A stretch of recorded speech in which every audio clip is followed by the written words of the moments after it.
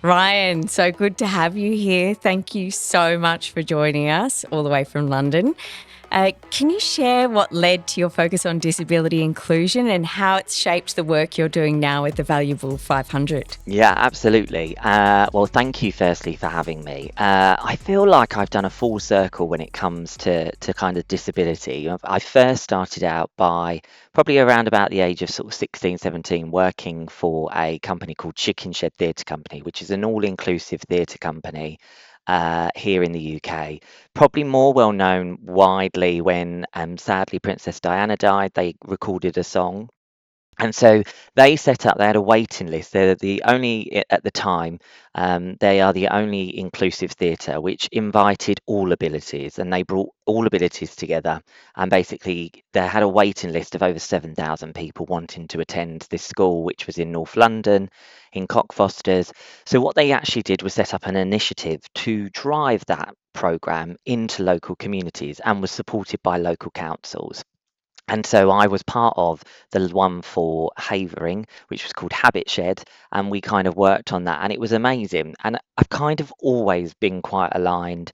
I've had friends and family members that have disabilities, and always been connected, and always had a kind of moment. And then I kind of came away from it, and then went to college, and then went back into disability. I worked within a school looking after and supporting two children, one with Down syndrome and one with autism. And then I left there and I went into the entertainment industry and did some dancing and bits and pieces like that. Full circle back, worked in the industry for a little bit, then got into comms, then worked in an agency for over 10 years. And I think COVID, various different things kind of happened, made us all see the world in a really different light. That made me realize that I wasn't doing something that I felt 100% passionate about, that I actually felt like I wasn't doing good. And so then from there, kind of fell into the Valuable 500. The Valuable 500 is driven by the mission to remove disability exclusion from business. Can you explain why this issue is so critical and why it's essential for business to take action now? We have to thank Caroline Casey, our founder. She, best describes herself as a troublemaker. And I think that was the selling point when I did get to meet her, even in the interview stage, that anyone who describes themselves as a troublemaker to do good is a win for me.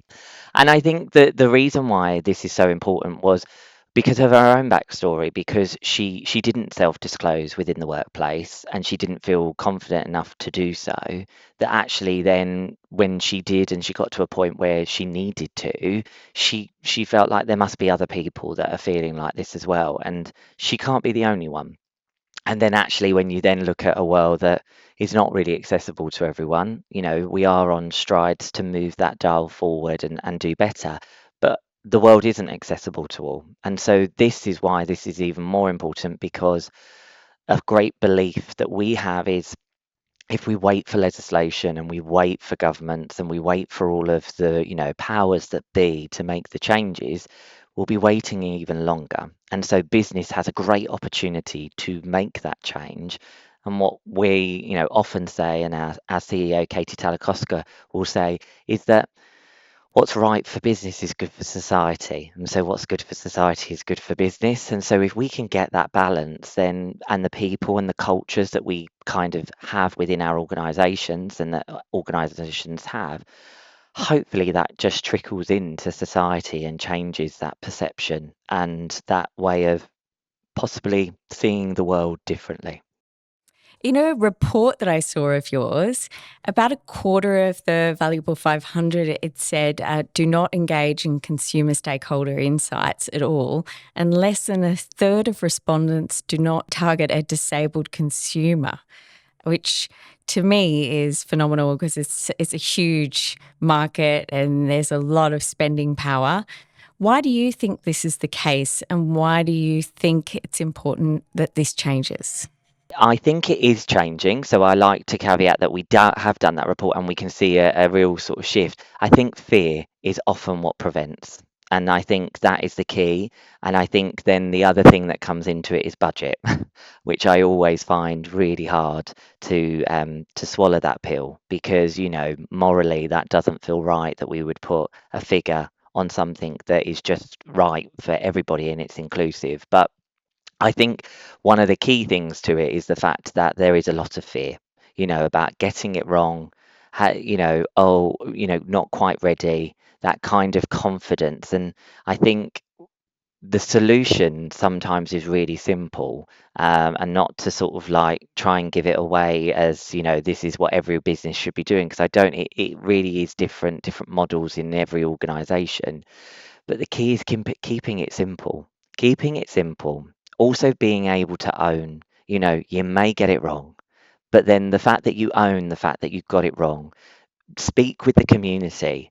The hardest thing I find is often things are put into place or come up with or concept, and when you ask or you try and find out who was around the table, what disabled talent was around the table during those decisions, and that's the often where there's a misconception, because sometimes it isn't.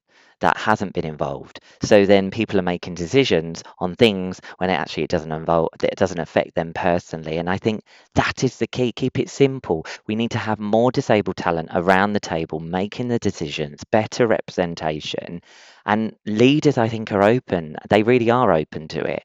It's just there's fear amongst others that then can sometimes kind of suppress that a little bit. And I think we just all, I think it's hard because of the society we live in and cancel culture, and you do something wrong, it's going to go, and that often can prevent people from really pushing boundaries.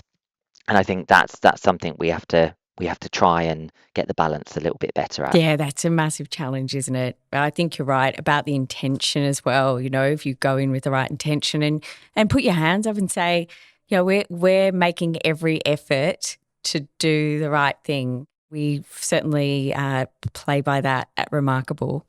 But I'd love to know, what does true accountability look like when moving from initial recognition to lasting systematic change? I always quote this quite a lot. She should probably get some commission, Caroline. But Caroline Casey uses a really good example. Labels are for jam jars. And when we're dealing with humans, we're dealing with humans. So we need to just deal with humans. And I think sometimes I understand we do need labels and we do need to put, certain sort of names on things. But it's true. We aren't just people. People are not just products that we can just put a label on and then that's it, stamp of approval. We have to completely and do everything that we do with the intent that we are just dealing with humans, and humans love a human element to it in all that we do. So I think that's another part of accountability, is that authenticity is so key for any business, because you see the return. People can see through it now, and that's probably the hardest thing for an organization. With the Valuable 500, it brings together 500 companies in a collective effort, which is incredible. How do you measure the success of such a large scale initiative? Like, what are the key metrics or indicators that are most critical for you to track? So we have three key areas. So we're heading into a really poignant time for the Valuable 500 as we head towards Sync 25. So Sync 25 is our first accountability summit in Tokyo, Japan, and that will be the first accountability summit where we will be held accountable. We will all be held accountable. And what have we been doing to support in that kind of build up is we have three key areas, three synchronized collective actions. And to give like a visual description briefly of what synchronized collective actions means is, Caroline, our founder, is blind. So it is that whole idea of a murmuration. So if we imagine birds of prey or fish in the sea, it's all moving in the same direction, but you may not be at the start. You can be at any point in that murmuration, but there is still the same destination you're heading to. And for us, that is to end disability exclusion. So, Ryan, finally, could you please leave our listeners with a remarkable insight about disability, technology, and innovation? Yeah, I can. I have to say I'm gonna steal elements of what Caroline says, and Katie, our CEO. I think it's really about keep it simple, but more importantly, understanding what morally is the right thing to do. And I think if you can keep to those two factors and lead and navigate the world utilizing those, surely then inclusivity is what then feeds into that naturally and happens straight away. So I think the key to it, what I would say to any organization, if it morally doesn't feel right, then that's probably not the right decision. So really think about, does this feel right? And if it does, I would always go with that.